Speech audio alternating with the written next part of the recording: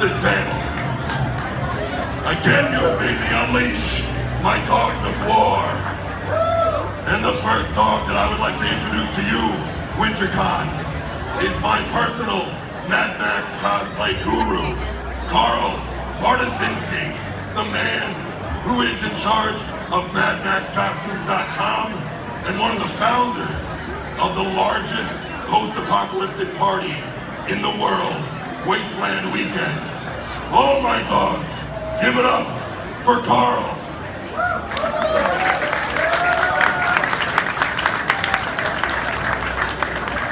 Thank you guys, it's really great to be here. What an amazing panel we have for you today. And what an amazing reunion we have for you today. It's been 35 years since the making of Mad Max 2: The Road Warrior. And it's also been about 35 years since some of these guys have seen each other. So this is a really amazing thing here today. There have been 4 films in the franchise: Mad Max 2: The Road Warrior, Mad Max Beyond Thunderdome, and of course Fury Road, which came out last year. I still have to say that as awesome as Fury Road was, I still think Mad Max 2: The Road Warrior is still my favorite film. Next up, we have Shell Nielsen, who played none other than the Lord Humongous.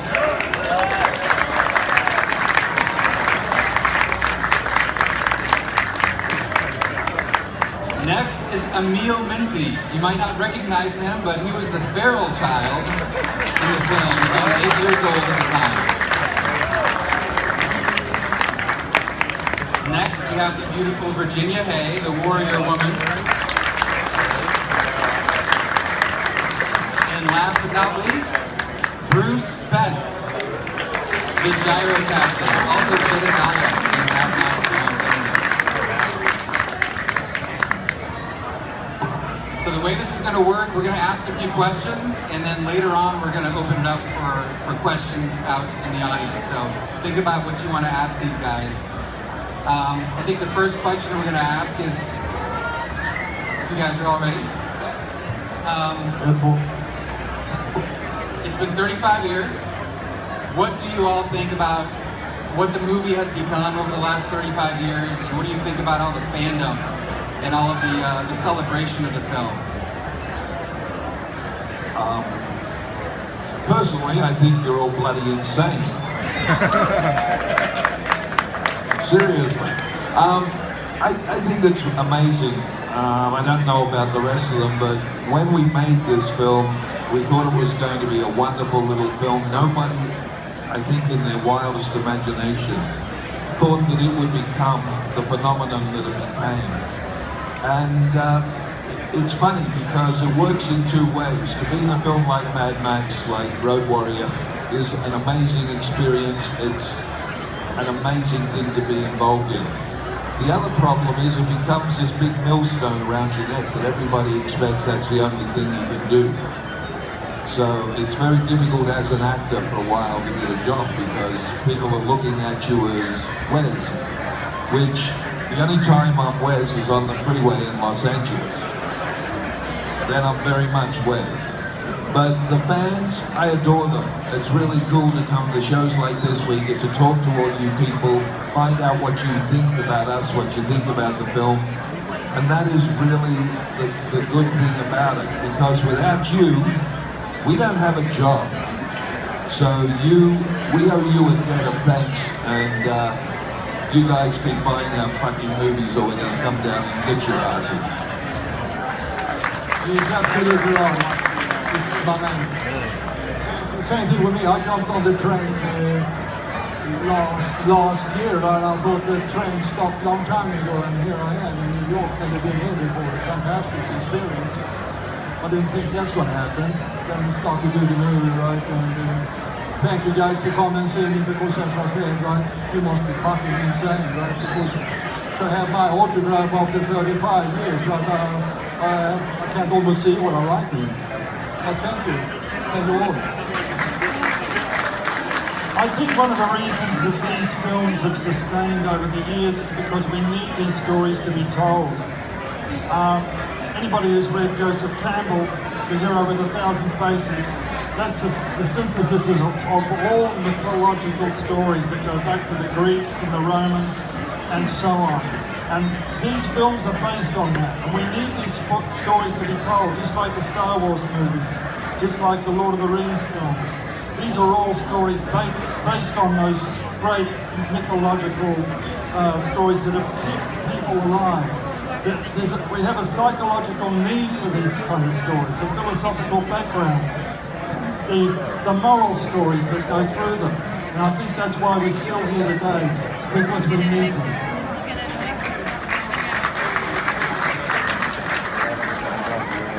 I think one of the wonderful things about Mad Max 2, in particular Road Warrior, is that it never aged. And even though it's 35 years old, if you've never seen the movie and you watch it right now, it seems as fresh as the day it was made 35 years ago. There's nothing in it to date it. Bruce said something very interesting last night at the Q&A, that the original Road Warrior was based around petrol, or what do you call it here? Gasoline. Tell that story. Tell the story. I think George Miller, the director and also the conceiver of this whole storyline, he's a very prescient man.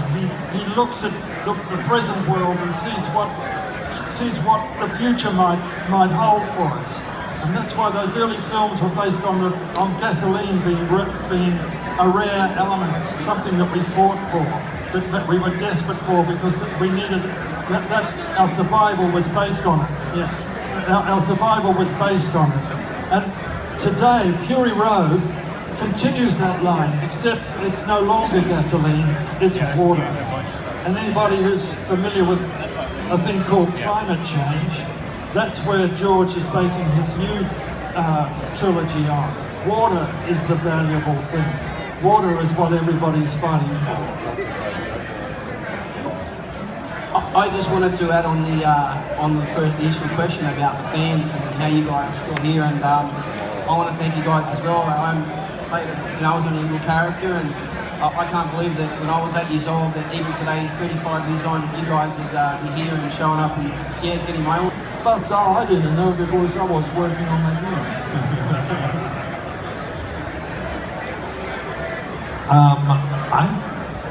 I never wanted to be an actor, just so you know the truth. And I was a director, and that's where I wanted to stay because I was happy. I realized that Mad Max had become bigger than I would ever be when I got a phone call from America and they offered me a lot of money to come over and do Weird Science and play the role again. And to be directed by one of the hottest directors in Hollywood at that time, John Hughes. That kind of made me realize that that little film I'd done in Australia had suddenly become Very big. so, and it's gone on from there.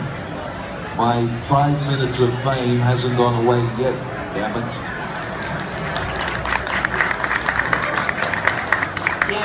Yeah, I probably realised that a little bit later. About 15 years ago, I went to, we had a reunion back in Broken Hill. It was done by guys. Back to the Max was the reunion. And it was that, when we went back to Broken Hill and went out to certain areas where the movie was shot, and we watched Mad Max 2 in the cinema where it actually premiered. And the turnout there was insane. Not just people from Broken Hill, but fans that came from all over Australia. And that's when I actually went, really, this is still carrying on. You know, that was 15 years ago, so that's probably when it really hit me, yeah. Well, I found that over the years after... By villains of the last 40 years, and I think that is bloody insane. Yeah, the legend goes on. It's just ridiculous, but you know what? I'll take it. That was an intense bit. I understand there were a lot of rewrites during the filming of the script. Is there anything that you remember filming that didn't make it into the final cut?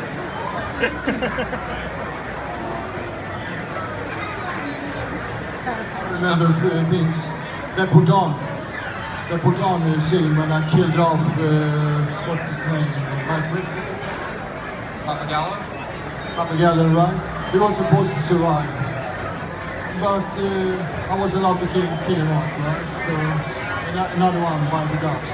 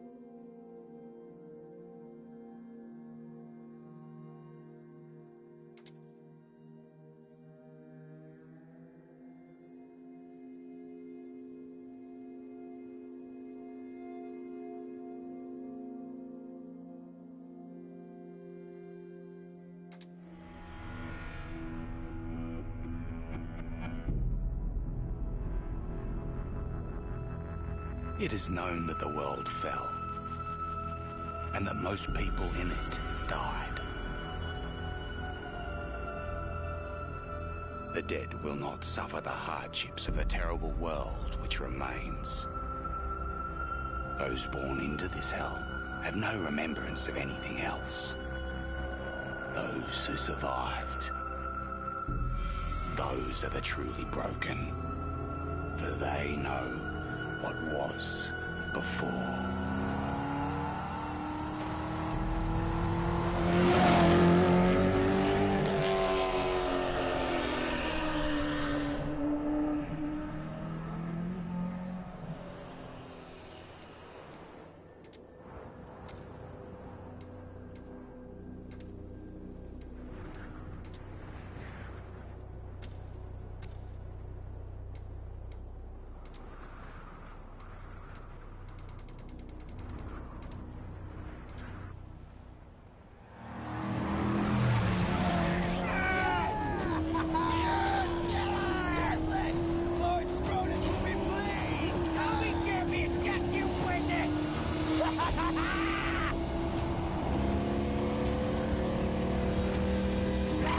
You'll not take my prize! The black tar is mine!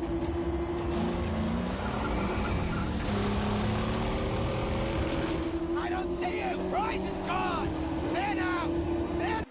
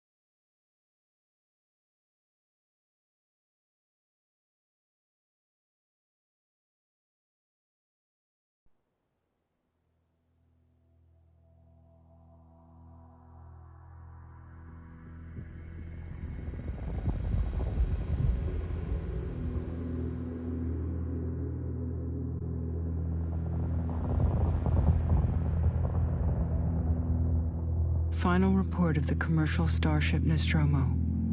Third officer reporting. The other members of the crew: Kane, Lambert, Brett,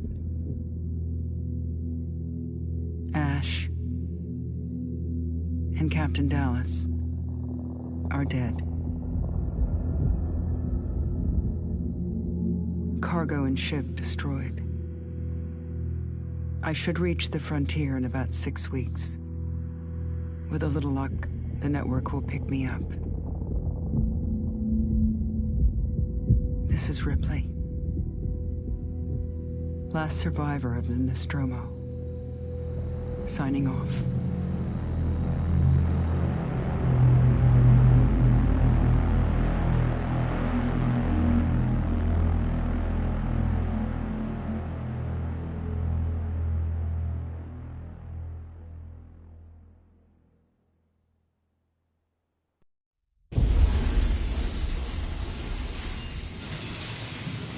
Ripley?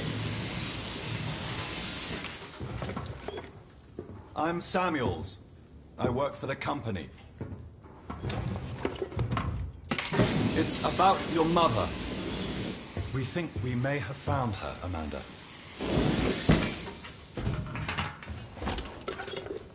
A commercial vessel, the Anisadora, travel out. We? Me and another exec. And you, if you're willing.